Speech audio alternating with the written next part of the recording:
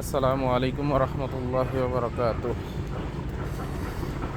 শীতের মৌসুম আসলে নাকি সাহাবীরা খুশি হয়ে যেতেন, আর আমরা শীতের মৌসুম আসলে সবচেয়ে ভালো কম্বলটা বের করি রাতে যাতে ভালো ঘুম হয়।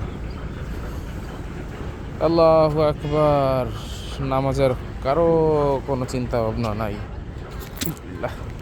ফজরের পরে জোহর, জোহরের পরে আসর, আসরের পরে মাগরিব, এরকম করে ওয়াক্তের পর ওয়াক্ত চলে যায়, অথচ আমরা নামাজের জন্য উঠতে পারি না। এই হচ্ছে বুড়িগঙ্গা পাড়ের বর্তমান অবস্থা। কি পরিমাণ কুয়াশা! আজকে ডিসেম্বরের 22 তারিখ, এখন হচ্ছে সকাল বাজে 8:18 বা 8:19। জাহাজ পরপর দুইটা জাহাজ গেছে, এই জন্য পানি এরকম গর্জন দিতেছে ঢেউয়ের কারণে। অথচ দুইটা জাহাজ, একটা জাহাজও আমি স্পষ্ট পুরোপুরি দেখতে পারিনি। এই হচ্ছে বুড়িগঙ্গার অবস্থা, কী পরিমাণ কুয়াশা!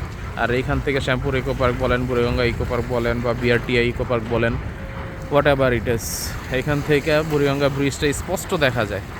এখন কিচ্ছু দেখা যাইতেছে না। আল্লাহ তাআলার কাছে তওবা ইস্তেগফার বেশি থেকে বেশি করা এবং নিজের জন্য বেশি বেশি দোয়া করা, নিজের পরিবারের সদস্যদের জন্য বেশি বেশি দোয়া করা। তো যাই হোক, সামান্য একটু কুয়াশার ঝলক দেখানোর চেষ্টা করলাম। দোয়া করবেন আমার জন্য। ভালো থাকবেন সবাই। আসসালামু আলাইকুম ওয়া রাহমাতুল্লাহি ওয়া বারাকাতুহু।